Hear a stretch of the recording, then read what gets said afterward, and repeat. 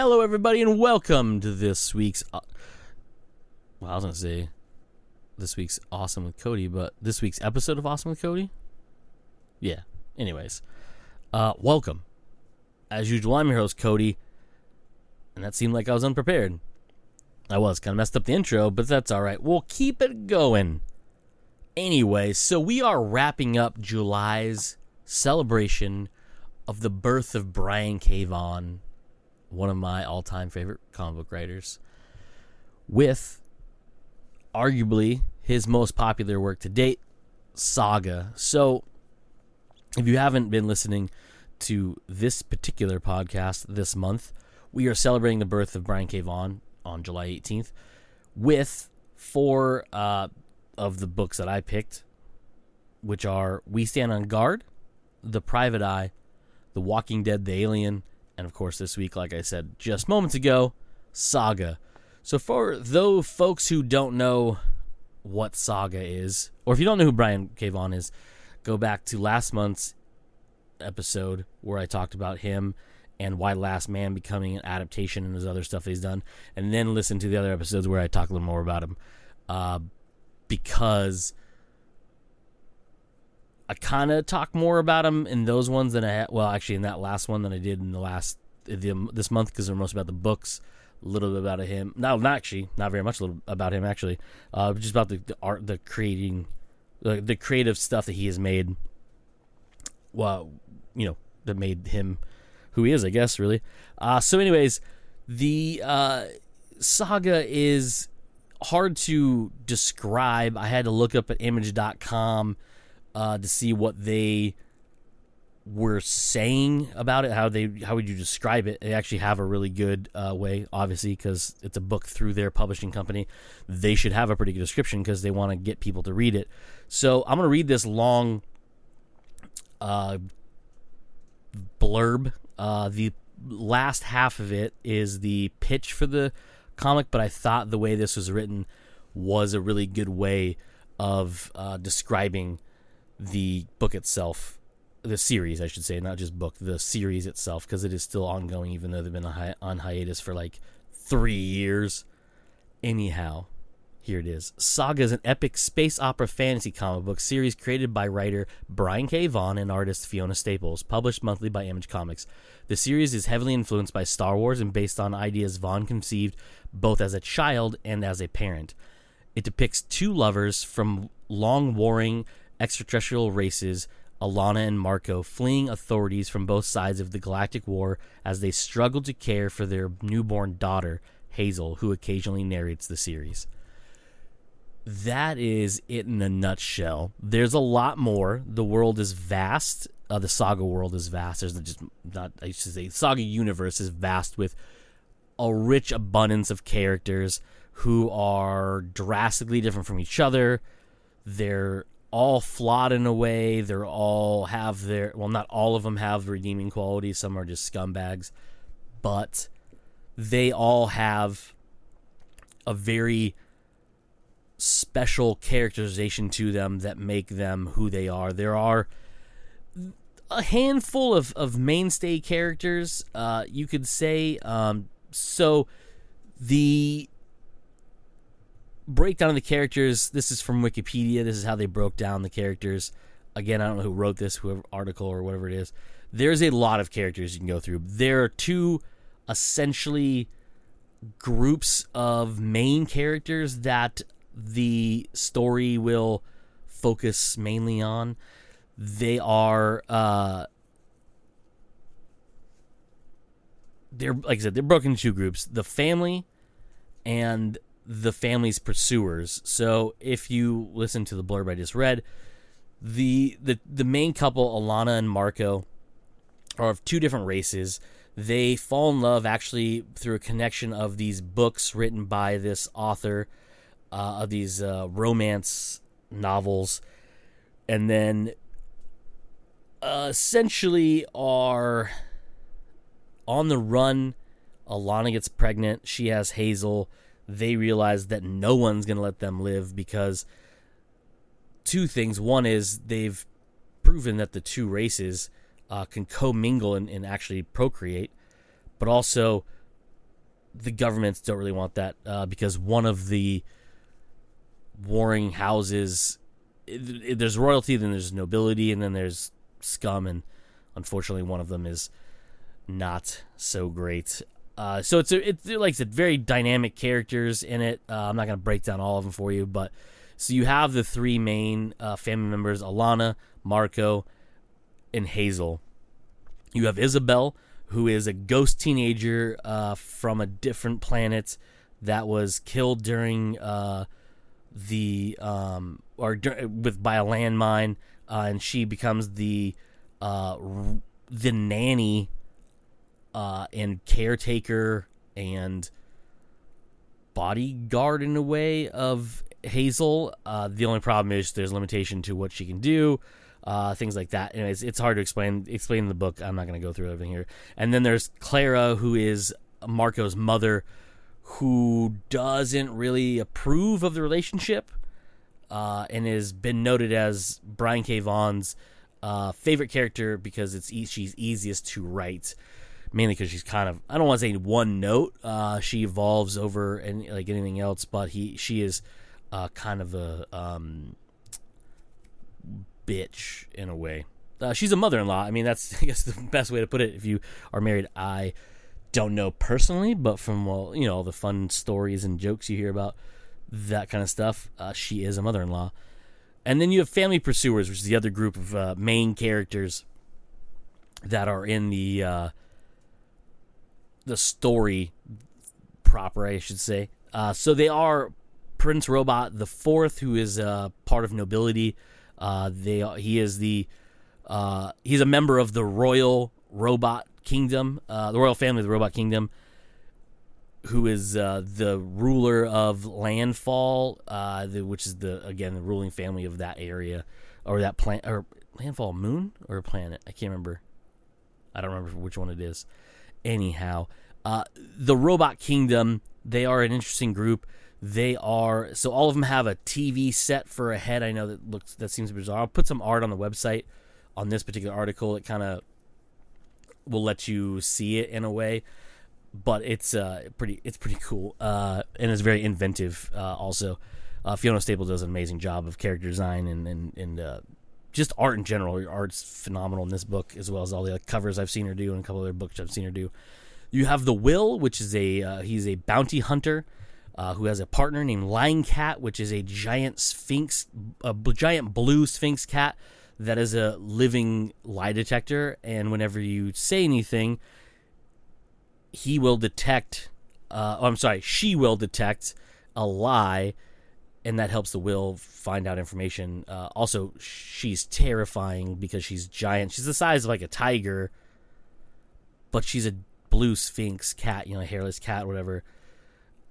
And she can tell you if you're lying or not, which is just horrifying, to say the least. But one of my favorite characters. You have Sophie. Sophie is a very complicated character, but a very enjoyable character to read about. Not because it's like fun or whatever, but it's an interesting analog that Brian put into the story that didn't necessarily need to be in it, but it adds to the depth of characters like Will and Gwendolyn, which I'll get to in a minute, because of where she comes from. So Sophie, again, not going to break down all the characters, but Sophie is a former sex slave. She's referred to as Slave Girl for a long, long time, and she is rescued on a planet known as is it Sextillion? I'm trying to remember the name of the planet she is discovered on. So yeah, Sextillion. It's a pleasure planet that the Will goes to, finds her, realizes that they're using her as a sex object, and rescues her along with Gwendolyn, who I'll get to right now. Gwendolyn is basically Marco's former fiance, who was real mad. And has joined up with the Will in the search for the family to basically bring honor back to her family, if I'm not mistaken, the way they do it. Again, very excellent character. There's a lot of cool ways they tell the story, because there's a reason there's two groups of characters. There's the family and the family pursuers, because they're all kind of, their stories are intermingled, but they actually are away from each other. So their story narrative is going to be different. It doesn't mirror.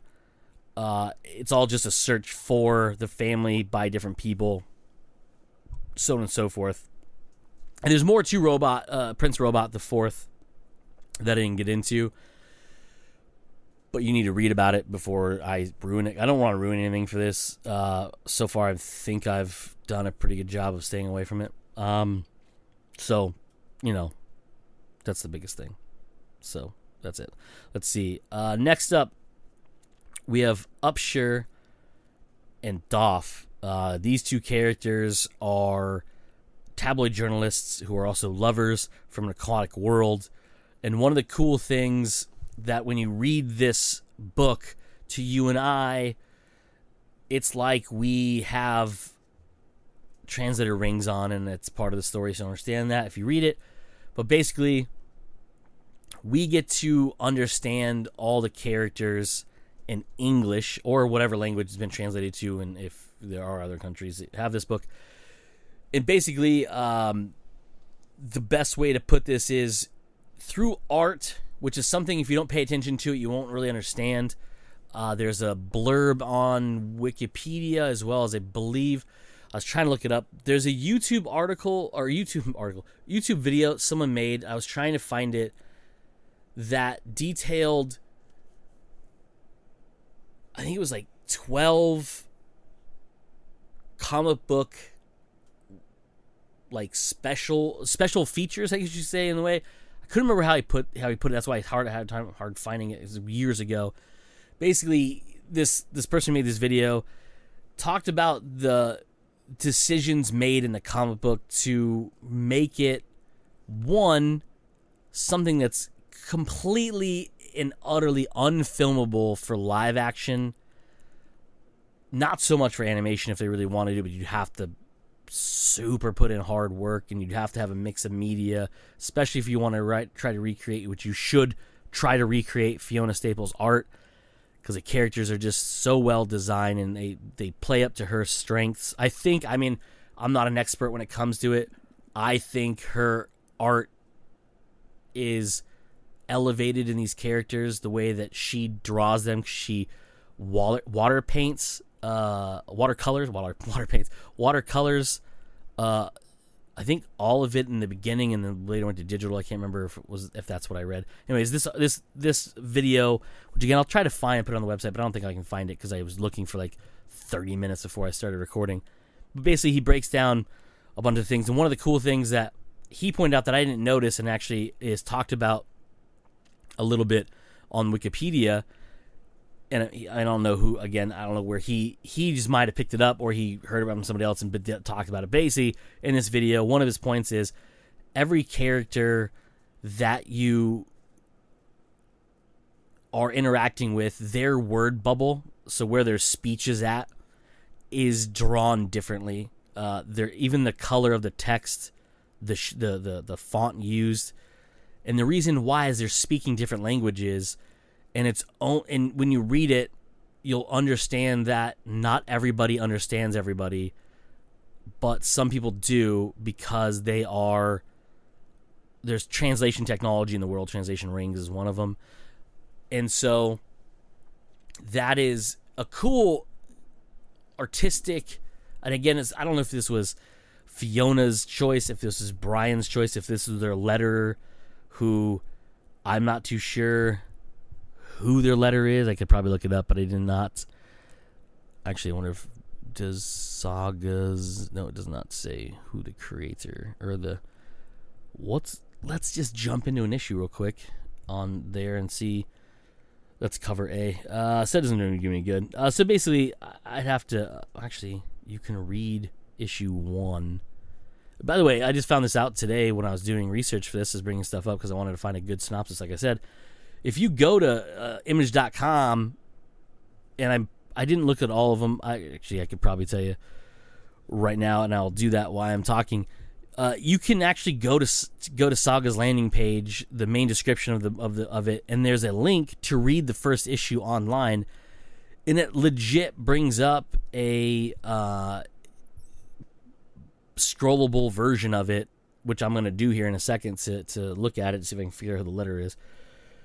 But my point is, it's a cool thing because the book's been out since 2012, 13, 12?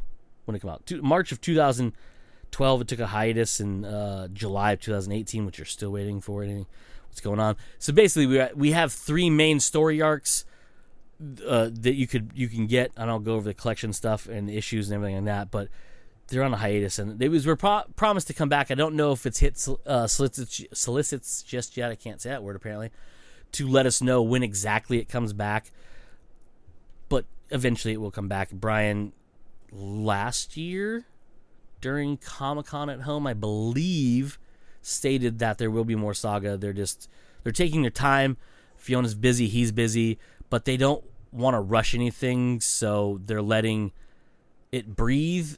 And they don't want to get it to burn out. They want to take their time. Fiona's art is amazing, and she needs all the time in the world to make that art amazing, especially if she's doing all of it with all of it that's coloring everything, other than, I want to say lettering, but I could be wrong about that on there. So let's see. Let's look up another Image book by somebody. How about don't know how to type, The Walking Dead, which is a big one. If you click on this one, you go to the main article. I spelled walking wrong. That's embarrassing. Really, Cody? You don't know how to use computer? There we go. Walking Dead #1. Oh, you cannot read that one. All right, I was going to see if you could do other books. I don't know whether books are available to do this whole read issue 1 thing. Walking Dead apparently is not that. Oh, actually, hold on. Walking Dead landing page. Oh, you can. Here it is. The main landing page for not the issue itself, the main landing page for the series. It also has a link to read the first issue online. So that's pretty cool if you want to check out some books you've never read. It's a nice little tease. And especially something with Saga, you get a lot of the world a lot of the universe that Brian and Fiona are building with Saga in the first issue, because they literally give you a lot of the history, but they introduce a ton of characters into the first book. Let's try to remember how to say it. Letters and design by Phonographics, spelled funny, Phonografk. Oh my, I can't even spell by reading it. Phonographiks, with coordination by Eric Stevenson, whatever the hell that actually means. So, what's crazy? So, I didn't even get into the whole thing. I'll just skip over that. I won't even go into that. So, if you want to read the first issue, get a little taste, head over to image.com, type in Saga in the search engine. You will get a chance to read the first issue. It's a scrollable thing. You just click the arrow and it brings the page up. Instantly, you'll understand you're reading a book unlike many others for 2 reasons. One is their narrator is the child, Hazel, on most parts, because she can only tell the story from the part she knows of history. And there's emotional stuff. It's powerful, but the first page you see is Alana in the midst of labor. It's amazingly illustrated here with really cool, I don't want to say avant-garde design, but basically a very loose design. There's not a lot of boxes and things like that. Anyways, so there's your main characters, Marco and Alana. Alana's giving birth. Right away, you're going to notice some characterization of the characters that are different than a lot of things you've seen. Also, by the way, I guess I should have pressed this earlier. This book is not for kids. You have to, when you click on this link from image.com, and I'll link it on the website too if you want it, to a direct link, or just go to image.com, search for, click on the magnifying glass, type in Saga, it's 4 letters, it pulls it up right away. And then the first thing that pops up, for me at least, was the landing page for the actual book or the series. And there's a link literally right below the thing that says read the first issue for free online or something like that. Actually, I'll tell you right now. Read the first issue online. Yeah, that's what it says. So the link is, you can get to it really easy. Like I said, I'll put it on the website too if you want to go there, comenaturallypodcast.com. You can go there and you can click on the link, or just go to Saga or image.com and then type in Saga into the search box. But anyways, so when you go and you look at it, it's going to look like a fairly traditional comic, but very differently set up. There is boxes. They're in different shapes. There's different layouts. There's large one-page characterizations. The narration's done differently. There's nudity. There's sex. There's violence. There's bad language.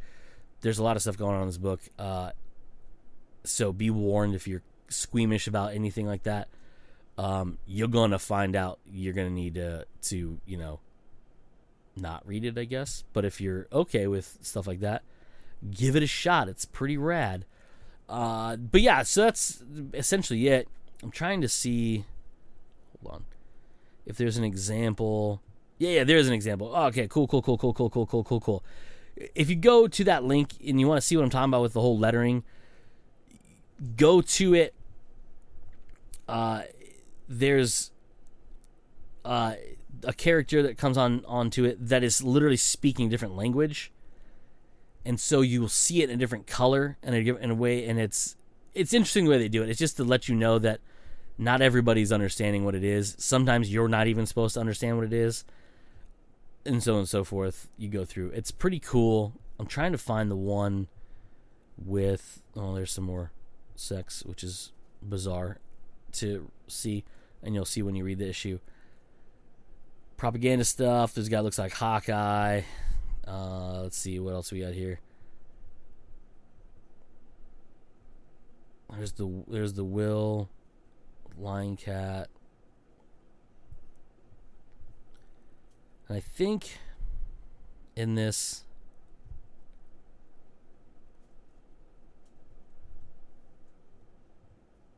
yeah, there's different fonts. Yeah, okay. I was trying to see if there's more examples of it in the first issue you can look at if you don't already have it. Or if you buy or have read it, you'll understand. And even if you don't, go back and look at it. You'll understand what I mean by this. It was a mind-blowing thing to me when I first saw that video years ago. And this video must have come out 2014 or 2015. I can't remember. It's been a long time since I watched that video. Like I said, I couldn't even find it. But anyways, that's essentially it. It's pretty cool. That's all I gotta say about this book, I think. Check it out. It's awesome. Like I said, if you want to get a taste of it, go to image.com, search for Saga, or use the link from the website, our website, comenaturallypodcast.com, and check that out. It's like I said, read it for free. Use your browser. I'm pretty sure you can probably use your phone or your tablet.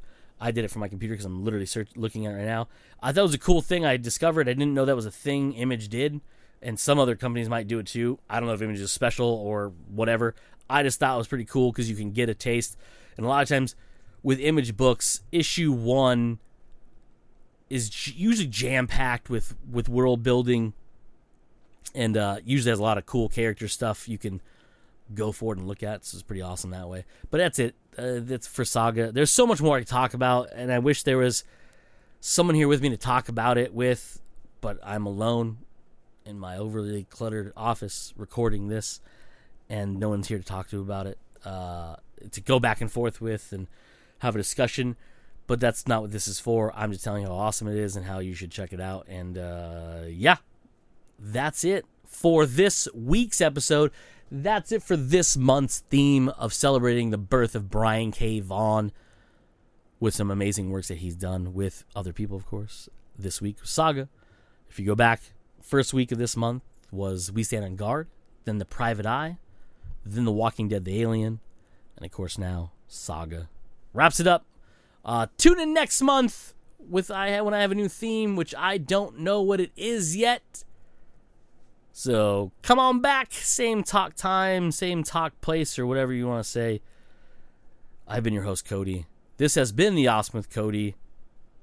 And that's it. Like I always say at the end of these, let's be awesome.